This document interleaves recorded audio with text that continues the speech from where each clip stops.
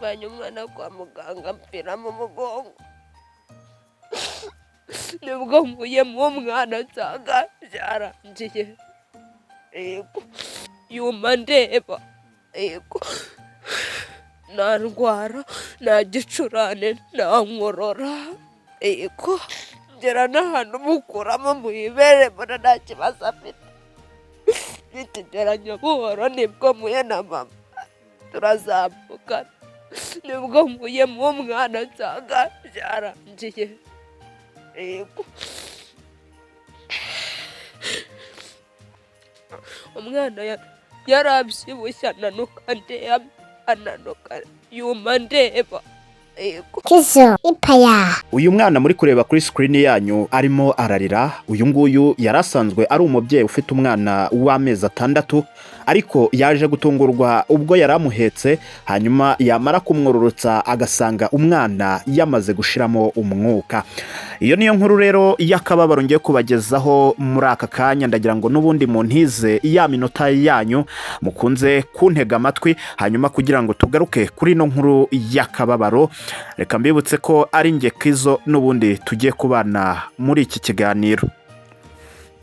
Ibi byabereye mu ntara y'Iburasirazuba, ni mu karere ka Ngoma, ni mu murenge wa Sake, ni mu kagari ka Gafunzo, aho ni mu mudugudu w'Isovu.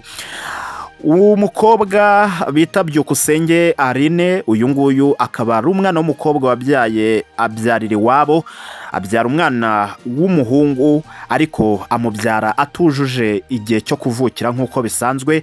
Tuzi neza ko ubundi umwana avukira amezi 9, ariko byaje gutungurana ubwo uyu mwana we yavukiye amezi 6, ndetse biba ngombwa ko abaganga bakomeza kumwitaho mu bitaro bya Kibungo.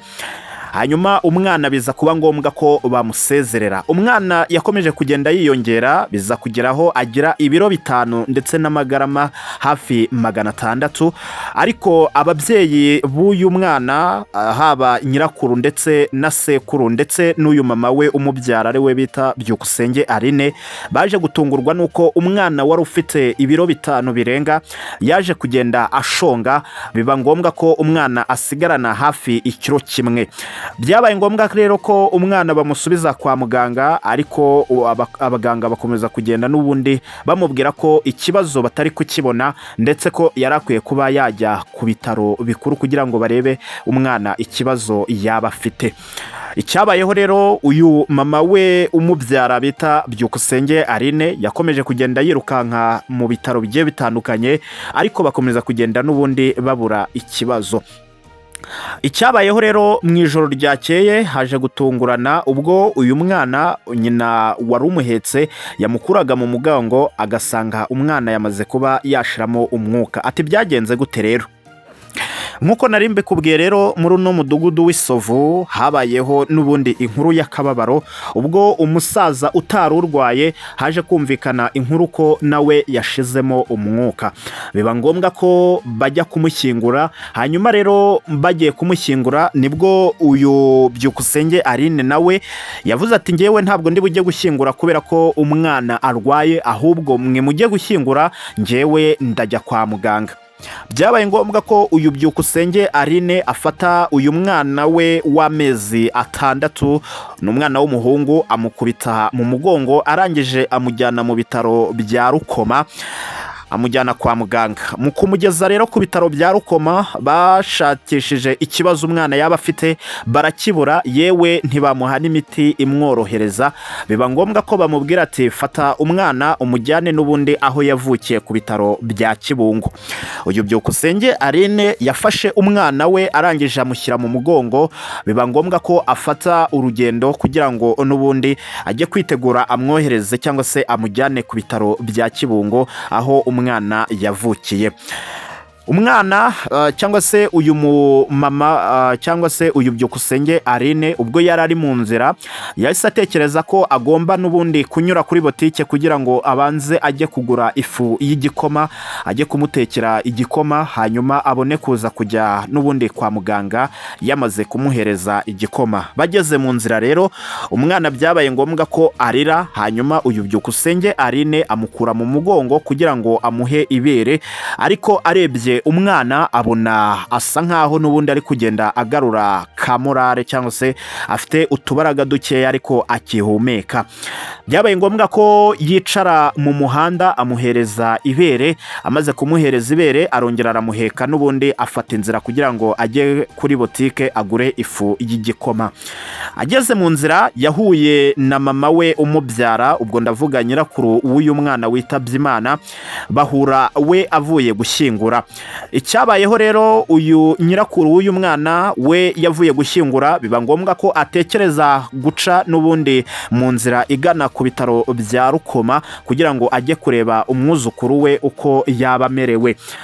Yahuye na nyina w'umwana amuhetse agiye guca kuri botike kugira ngo amugurire ifu y'igikoma, abanza amuhereze ku gikoma abone kujya ku bitaro bya Kibungo. Hanyuma rero nibwo yahuye na nyirakuru aje kumureba, biba ngombwa ko amubwira ati ese umwana bamuvuye. Hanyuma undi aravuga ati banyohereje ku bitaro bya Kibungo ariko ngiye kubanza guca mu rugo kugira ngo mbone uko nitegura. Icyabayeho rero uyu nyirakuru yaramubwiye ati zana ndebe uko amerewe. Biba ngombwa ko uyu Byukusenge ajishura umwana mu mugongo. Mu kumujishura rero akimuhereza nyirakuru yasanze umwana yamaze gushiramo umwuka yakonje.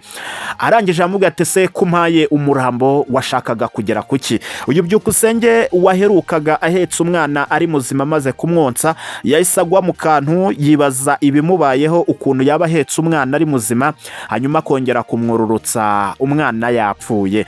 Uyu nyirakuru ndetse na Byukusenge Aline baguye mu kantu, biba ngombwa ko umwana bamwirukankana bamujyana mu rugo kugira ngo bitegure bamugeze kwa muganga, ariko n'ubundi ubwo bageze mu rugo abaturanyi ndetse na sekuru baramubwiye ati umwana yamaze kuba yashiramo umwuka. Byabaye ngombwa rero ko abari bavuye gushyingura umusaza wari umaze iminsi mike yitabye Imana, byabaye ngombwa ko n'ubundi nabo bakomereza muri uru rugo kugira ngo n'ubundi bafashe uyu muryango nawe wari umaze kuba wabura uyu mwana w'amezi 6 wari upfuye mu gihe gitoya. Uyu mwana rero wavutse afite amezi 6, bikavugwa ko n'ubundi ngo ubwo yari ari kwitabwaho n'abaganga, ariko ngo byagaragara ko ari kwiyongera ibiro ku buryo budasanzwe, ndetse yewe mu gihe gito cyane biza kugaragara ko nanone ari kugenda ashonga babireba.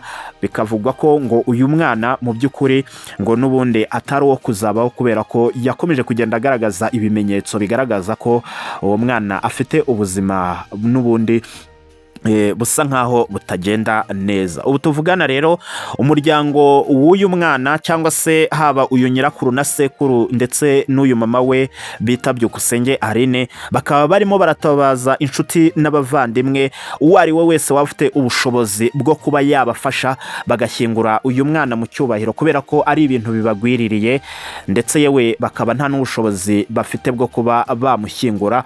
Akaba ariyo mpamvu rero batanze nimero ku muntu wese wakifuza gucishaho inkunga cyangwa se wakifuza kubafata mu mugongo ko yabacishaho ubwo butumwa kuri nimero yabo batanze. Akaba ariyo mpamvu twifuje kuyishyira hano mu kiganiro kugira ngo umuntu uwo ari we wese wafatwa n'amarangamutima akaba yatekereza kugira icyo akora ko yacisha inkunga ye cyangwa se ubufasha bwe akabucisha kuri iyi nimero ndi bubashyire hano kuri screen yanyu.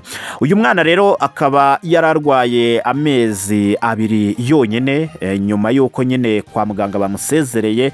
Byabaye ngombwa ko atangira kugenda ashonga cyangwa se ashiramo ibiro mu gihe kingana n'amezi 2 gusa. Ubu tuvugana rero akaba yamaze kwitaba Imana agapfira mu mugongo wa nyina ubwo yaramujyanye amuvanye kwa muganga ndetse amwohereje ku bitaro bikuru bya Kibungo. ndagira ngo munyemerere hano nshyire akadomo, hanyuma tuze kongera no guhurira n'ubundi mu zindi nkuru zikurikira. Reka mbashimire cyane mwe mwafashe aka kanya, hanyuma kandi niba utarakanze subscribe igihe ni iki kugira ngo ukandeho mu gihe ubona ko biri ngombwa, ndetse kandi unandike igitekerezo cyawe uko ubyumva. Ndabashimiye cyane, inkuru zacu nakagaruka. Hasta la vista. 079 35 29 35 8 Nyirashumbusha.